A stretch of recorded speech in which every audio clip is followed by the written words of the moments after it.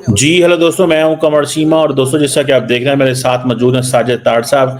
ताड़ साहब सबसे पहले तो आपके वक़्त का बहुत शुक्रिया sir. My pleasure, Chima sir. Thank you so much. ताड़ साहब आप हैं वाशिंगटन डीसी में और कल सुनने में आ रहा है कि पाकिस्तान के प्राइम मिनिस्टर की डोनाल्ड ट्रंप से दूसरी दफ़ा मुलाकात हो रही है। एक मुलाकात तो कहा जा रहा है कि जो उस वक़्त अरब लीडर्स के साथ हुई और दोबारा व्हाइट हाउस में पाकिस्तानी प्राइम मिनिस्टर को जो है वो इनवाइट किया गया है। सुना है फील्ड मार्शल जनाब आसिम मुनीर भी शायद वहाँ पे होंगे। एक तो ताड़ साहब इस पे ज़रा कमेंट कीजिएगा। 2019 के बाद 6-7 साल बाद हमें व्हाइट हाउस में दोबारा एक्सेस मिल रही है।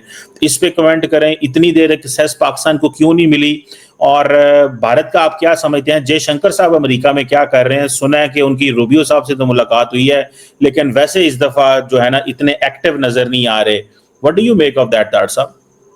चीमा साहब, मुझे हंसी भी आती है, अफसोस भी हो रहा है, तरस भी आ रहा है कि विश्व गुरु कंट्री हो, विश्व गुरु हो और फिर वो भी साइड लाइन पे टूटा सा सलाम दुआ मार्को रूबियो। साइड लाइन पे जो मुलाकात होती है वो मुलाकात कोई नहीं होती चीमा साहब।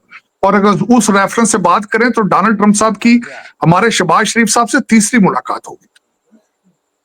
एक मुलाकात उनकी साइड लाइन पे हुई है जिसमें उन्होंने उनका हाथ पकड़ लिया था, आपके इसाक डार साहब की मुलाकात। दूसरी आपके जो 8 जो सदूर है उनके साथ कल तीसरी मुलाकात हो। और विश्व गुरु जो है वो साइड लाइन पे 3 उंगलियां उसने आगे की है। रूबियो ने, वो कहते हैं ना पंजाबी 3 उंगलियां का पंजा लिया, उन्हें पूरा शेक हैंड नहीं किया। और अभी तक उस थप्पड़ की आवाज आ रही है जो उन्होंने $1 लाख वाला थप्पड़ मारा है H1B वीजे वाला, जिसमें 3,25,000 लोग यहां आते थे विश्व गुरु वाली जगह से। बड़ा मुझे दुख भी है, दर्द भी है, दर्द भी और महसूस हो रहा है दर्द कि आज जो एक इमेज बनाया गया था कि डोनाल्ड ट्रंप हमें पूछ के चलता है। आज से 2-3 दिन पहले की बात देखें तो बर्थडे पे कहा गया था कि डोनाल्ड ट्रंप कदमों में गिर के उसने मुबारकबाद दी है। ये एक इमेज देखे था। लेकिन मैं समझता हूं कि ये इतना ज्यादा घमंड करना, इतनी सारी चीजें करना है अच्छी बात नहीं। अपने आप को धोखा देना, इसको उर्दू की जुबान में इसको कहा जाता है खुद फरेबी, इंग्लिश में कहा जाता है फिक्शन में रहना। तो मेरे ख्याल में इस वक्त देखें कि अमेरिका के हालात क्या है। ये सुपर पावर है। भारत चाइना भाई भाई भी किया इन्होंने। रफाइल गिरने के बाद उनकी टेक्नोलॉजी से रफाइल गिरे, उससे इस वक्त इनके साथ सिर्फ 2 कंट्रीज हैं। एक अफगानिस्तान के तालिबान भाईजान जो कि डॉलर जो भी देता है उसके साथ होते हैं। दूसरा इनके साथ इजराइल है क्योंकि ये उनके कस्टमर है। तीसरा इनके साथ कंट्री, वो भी हाफ है, मैं पूरा नहीं कहूंगा, रशिया है क्योंकि उनके साथ पुराने इनके रिलेशनशिप है और ये भी उनके बहुत बड़े कस्टमर हैं, डिफेंस के चीजों के भी और तेल के भी। तीसरा इनके पास कोई कंट्री नहीं, बल्कि अब आधा इंडिया भी इनके साथ नहीं रहा है। वहां पे भी आवाजें तब्दील हो चुकी हैं। वहां पे तब्दील, मेरे ख्याल में इनको चाहिए या तो अपना वो जो एस्ट्रोलॉजी से चेक करें सितारों का क्या, सितारे क्या कहते हैं, या फिर रिवाइज करें। इनके पास प्लान बी नहीं। मैं हैरान हूं, मैं बहुत बड़ा स्कॉलर समझता था मैं डॉक्टर जयशंकर साहब को, जिनकी किताबें लिखी, जापान से PhD है, चाइना के अंदर एम्बेसडर, जापान के अंदर एम्बेसडर, अमेरिका में एम्बेसडर। इनके पास प्लान भी नहीं मौजूद।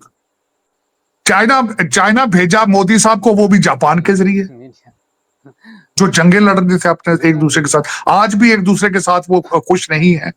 नॉर्थ कोरिया जब भी जापान और साउथ कोरिया को तंग करता है वो सबसे पहले चाइना को ब्लेम करते हैं। और मोदी भाईजान विश्व गुरु जो है वो वाया जापान पहुंचे हैं चाइना। लेकिन कोई मेरी समझ से बाहर है कि इनके पास कोई ऐसी सॉलिड पॉलिसी नहीं है, कोई प्लान बी नहीं है, न्यूट्रलाइज नहीं कर रहे। और मैं ये बात सिर्फ अब माहौल क्या बना दिया डोनाल्ड ट्रंप साहब ने भारत का। एक तो यूनाइटेड नेशंस में फिर उन्होंने 7 जंगे, उन्होंने फिर इंडिया भारत की जंग की बात की। और फिर मैं अभी तक, वैसे चीमा साहब, मैं अभी तक बाज नहीं आया शुगलन अभी में मैं भारत के कुछ चैनल देखता हूँ एंजॉय करने के लिए। वो टकरों वाले चैनल नहीं देखता जिसमें लोग स्टेरॉइड्स लेकर या कैफीन पी कर आते हैं, टीके लगा के आते हैं। वह चैनल नहीं देखता, वो तो देखने से ब्लड प्रेशर ऊपर है। मुझे खतरा है कभी उनको स्ट्रोक ना हो जाए ड्यूरिंग शो, इतना चीखते हैं वो भी इंग्लिश में। लेकिन एक चैनल पे मैंने देखा है, कहते हैं कि उन्होंने फैक्ट चेक किया डोनाल्ड ट्रंप साहब की स्पीच को, भारत के एक चैनल ने। तो उन्होंने कहा कि पाकिस्तान ने मिन्नतें की थी, ये गलत डोनाल्ड ट्रंप साहब ने, पाकिस्तान ने मिन्नतें की थी कि हमने आपके 6 त्यारे गिरा दिए हैं, अब आप हमले रोक दें। तो ये पता नहीं क्या मेरी समझ से बाहर है कि किस तरीके से इतनी बड़ी पॉपुलेशन को बेवकूफ बनाना, और फिर इतना झूठ कहते इतना बोलो ताकि वो सच नजर आना शुरू हो चुके। लेकिन अफसोस हुआ चीमा साहब, कहते शीशा भी नहीं टूटा, एक शीशा भी नहीं टूटा। चले, कोई ऐसी बात नहीं है, लेकिन ये जंगें करना अच्छी बात नहीं है। मैं तो खैर इससे हट आया हूं। मैं अमन की आशा की बात करता था, लेकिन ये अमन की आशा इन्होंने जिस तरीके से, चीमा साहब, ये मुगलों के, पठानों के, लोधियों के, सबसे आने से पहले जिस तरीके से हिंदू राजे महाराजे एक दूसरे के गले काटते थे और जाके मुगलों को बुला के लाते थे, आज भी वैसे ही कर रहे, आज भी वैसे। आज अगर ईस्ट इंडिया कंपनी होती तो भारत बिल्कुल बहुत फर्टाइल लैंड थी उनके लिए, आके फिर इनके ऊपर जो है वो कब्जा, इनके ऊपर फिर हुकूमत शुरू कर देते। और आने वाले कौन थे? 10,000 थे मेरे ख्याल गोरे, और आधे उनकी फौज में हो जाते थे, आधे उनको मारना शुरू कर देते थे। आज भी वही हालात, वही हालात, वेरी फर्टाइल। और चीमा साहब बड़ी खूबसूरती से बेवकूफ बना रहे हैं लोगों को, अपने लोगों, किसी और को नहीं, दूसरे तो अब इनकी बात सुनते ही नहीं। क्रेडिबिलिटी ना इस वक्त इनकी गवर्नमेंट की रही, ना फॉरेन पॉलिसी की, ना मीडिया की। बल्कि आज एक मैं चीमा साहब एक सबक लेकर आया हूँ, खासकर सुनाना चाहता हूँ सबक। वो क्या है? एक तो यूनाइटेड नेशन जनरल असेंबली में सबसे पहली स्पीच ब्राजील के सदर ने की है, लुलू डी सिल्वा ने। उस हवाले से चीमा साहब, डोनाल्ड ट्रंप साहब ने अपनी स्पीच में कहा था, ये सुनने की बात है, ये उन लोगों को सुनाना चाहता हूं जो पाकिस्तान से और इस्लाम से और मुसलमानों से सख्त तरीन नफरत करते हैं, उनके लिए सबक है ये। वो सबक क्या था चीमा साहब?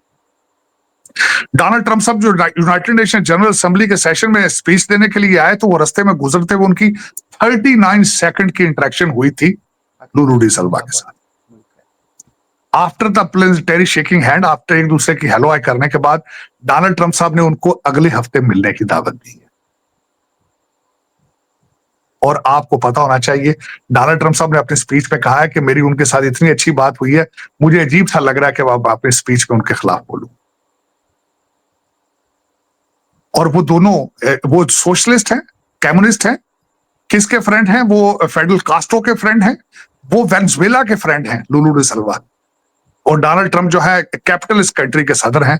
लेकिन 39 सेकंड मिलने के बाद उन्होंने कहा लेट्स मीट नेक्स्ट वीक। और हमारे पड़ोसी जो हैं, जिनसे जबान मिलती है, शक्लें मिलती हैं, गाने मिलते हैं, म्यूजिक मिलता है, हर चीज मिलती है, और वो कहते हैं हमारे गले काटना देखना चाहते हैं, गले देखना चाहते हैं, हमारे बच्चों का खून देखना चाहते हैं, हमारे बच्चों। और फिर कहते हैं, मैं खैर बुद्ध मत के बारे में चीमा साहब मैं बल्कि एक पूरा प्रोग्राम आपके साथ करना चाहूंगा किसी वक्त। एक दफा मैं जो इस वक्त बाग्राम बेस जो अमेरिका वापस लेना चाहता है, आज बीबीसी ने उसके ऊपर बहुत बड़ा एक आर्टिकल लिखा है, और मैंने उसका एक एक लफ्ज जो है वो मैंने उसको देखा है कि बाग्राम बेस क्या थी। बुद्ध मत वहां था चीमा साहब, वहां पे चंगेज खान रहा है, वहां पे अलेक्जेंडर उसी प्लेटो, उसी जगह के अंदर वहां जो जहां बेस है वहां पे उनका भी पड़ाव रहा है। लेकिन मैं ये कहना ये चाहूंगा चीमा साहब, ये मैं अपने हिंदू भाइयों के लिए, कि हिंदुइज्म जो दुनिया का मजहब है वो अमन और शांति के लिए मशहूर है। वो लोगों के बच्चों के खून नहीं देखना, ये उन मेरे ख्याल में नहीं, they are not a proper Hindu at They have gone crazy. They have gone crazy. नफरत में इतने आगे जा चुके हैं कि अकल के दरवाजे बंद हो चुके हैं। कोई ऐसी बात नहीं चीमा साहब, होता रहता है। जब 12 साल मेहनत की जाए, जब एक रिलीजन को पोलिटिसाइज किया जाए चीमा साहब, तो उसके बाद उसका एंड रिजल्ट यही आता है जो इस वक्त हो रहा है कि क्रिकेट का गेम खेलना है, पैसों के लिए शेक हैंड नहीं करना। नफरत की एक्सट्रीम, नफरत की एक्सट्रीम। और ये खेल है, खेल को क्या कहते हैं? खेलना, एंजॉय करना। अगर इतनी तकलीफ थी तो खेला क्यों है भाई?